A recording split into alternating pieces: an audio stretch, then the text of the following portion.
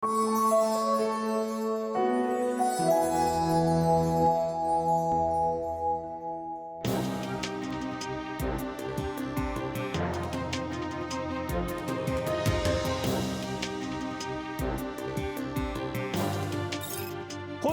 at masaya ka na, kumikita ka pa. So nung time na yun, LeBron James, syempre iba yung excitement pag active pa yung players na kinokollect mo. Dahil nakikita mo, gumagalaw yung value ng collection mo, yung cards mo. Ano nga ba ang habol ng mga NBA card collector? Pera o sentimental value? Alamin sa kwento ni EJ Sabandal. Ako naman ang inyong kasangga, JR Langit.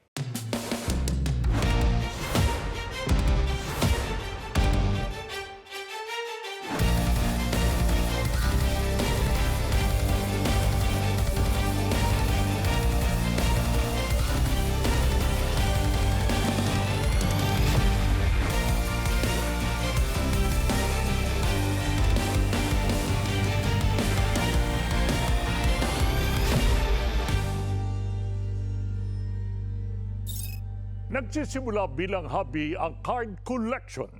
Pero tulad ng panahon, nag-evolve na ito. Ngayon, itinuturing na itong investment.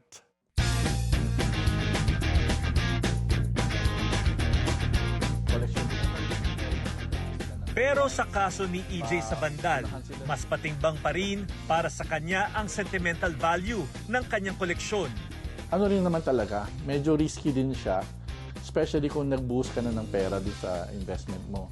Pero kung gagawin mo siya for collection lang, for enjoyment lang, I think hindi ka matatalo hindi ka malulugi kasi parang binibili mo siya dahil nalilibang ka sa kanya, nagiging stress reliever mo siya.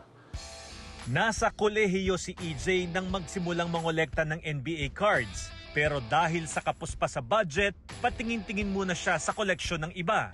Yung cousin ko, nagko-collect siya ng NBA cards. Ako naman, tumitingin-tingin lang kasi hindi kaya ng baon ko yung NBA cards. Inoobserbahan ko lang siya. Pero nung 2003, may work na rin ako noon, tapos binigyan nga ako nung barkada ko. Na-amaze ako dun sa card kasi nag-evolve siya from a regular wax card to a memorabilia card. So dun ako parang na-encourage mag-collect. Sa nooy rookie player pa lamang na si LeBron James, natuon ng pansin ni EJ sa pangongolekta ng NBA cards. Doon yung napili na si LeBron. Yeah, parang nag-decide na ako doon. Before, nag-start pa ako with, sinasabayan ko pa ng Dwayne Wade kasi magka-batch sila sa class na yon. Pero eventually, nag-focus na ako kay LeBron kasi doon napanood ko na rin yung mga laro niya. Pinattern ko yung pagko-collect ko doon sa mga cards ni Michael Jordan. Bumibili rin ako ng mga game ticket stubs, newspaper or magazines niya, mga laruan niya. So hindi lang basta cards. Mas naging exciting para kay EJ ang pangongolekta ng cards.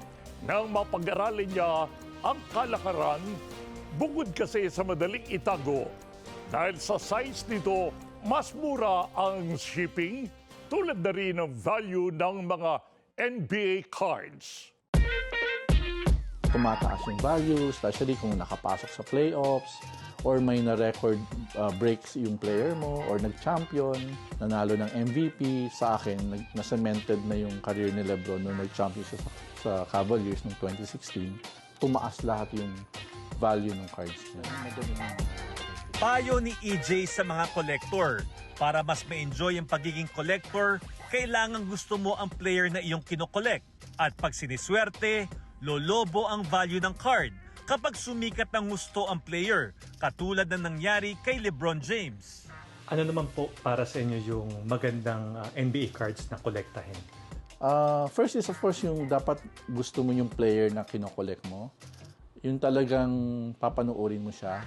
Kasi no matter what happened dun sa career niya, ko-collect mo pa rin siya. Kasi ganun din nangyari sa akin. Parang nag-decide ako nung time na hindi pa nananalo ng championship si LeBron.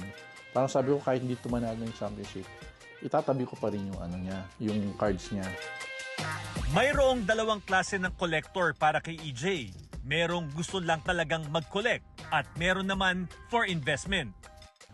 Meron kasing collector na for investment. Meron namang collector talaga na dahil gusto nilang i-collect yung particular player na yon. Pero kung for investment naman siya, ganun pa rin. Pipiliin mo pa rin yung player na tingin mo magiging generational ano ba siya. So ngayon, may mga bagong players naman ngayon na parang tinitingnan nila yung mga big man na may shooting, may tumitira ng 3 points, no?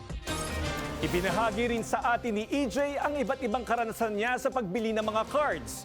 Kung minsan ay napapamahal, pero may pagkakataon rin na mas mura ang presyo pero di kalidad ang card. Parang sumama yung loob ko. Pero hinayaan ko na lang, sabi ko, hindi para sa akin yan. But after a year, nag-message sa akin yung asawa. Binebenta sa akin yung card. Sabi nung husband daw niya, ibenta raw sa akin. Dahil ibibili niya ng bag, parang ganun. So, sobrang mura ko siya nabili that time kasi hindi pa naman ganun tumaas yung mga cards, no? So, hanggang ngayon nasa akin pa. Kapag dinatnan ka ng swerte, maaari kang kumita ng malaki mula sa mababang puhunan.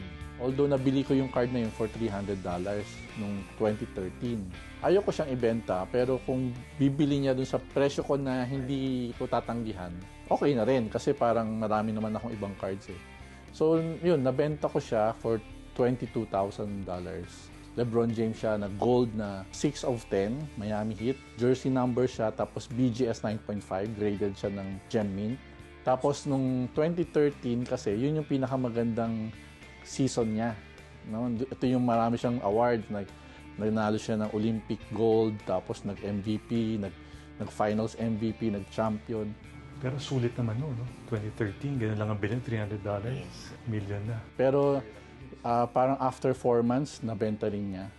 Estimate ko nabenta niya ng $30,000. Para kay EJ, kailangang nakaka-relate rin ang collector sa player na pinili niyang kolektahin. At kapag ang isang hobby tulad ng card collection ay nauuwi na sa pangungutang, senyales na ito na dapat nang ihinto. Parang nire-relate mo yung sarili mo sa kanila. Sa akin naman, like sa LeBron, parang hindi lang kasi yung galing niya sa basketball, but yung kung paano niya rin yung erase yung ano niya, family niya. Kailangan mahalin mo muna yung league kung saan sila naglalaro.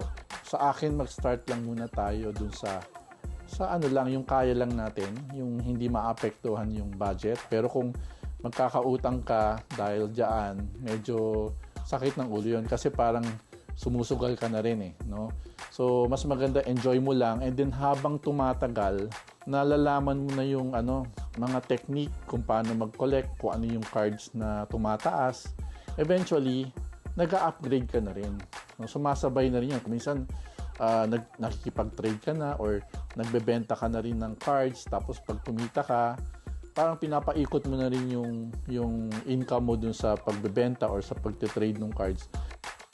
Bagamat paminsan-minsang kumikita, hindi negosyo ang habol ni EJ sa pangongolekta ng NBA cards. Ipinakita sa amin ni EJ ang mga cards na lalong tumataas ang value.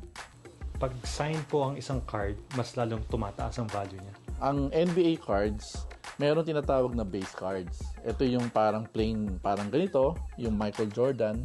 Although, itong Michael Jordan na to, base card siya, pero rookie year ni Michael Jordan. So, kaya siya tinawag na rookie card. Ngayon, nagkaroon na ng mga memorabilia inserts. Ito yung mga jersey. Ito yung jersey card lang. Pero although ito, jersey autograph. Meron makukuha, jersey lang, walang autograph. Tapos, in-insert na rin nila yung autograph. So, minsan, sa isang box, wala kang makukuhang ganito. Meron ka mang makuha, hindi mo alam kung sino yung player. Hindi guaranteed talaga. So, kaya ako, minsan, mas madalas, kumuha ako singles na. Kanya-kanya tayo ng nakakahiligan. Kung hilig na ito ay positibo ang epekto sa atin, abay ituloy lang natin. Pero kung ito ay dahilan ng ating pagkalugmok, edi dapat siguradong alam natin kung kailan tayo dapat tumigil.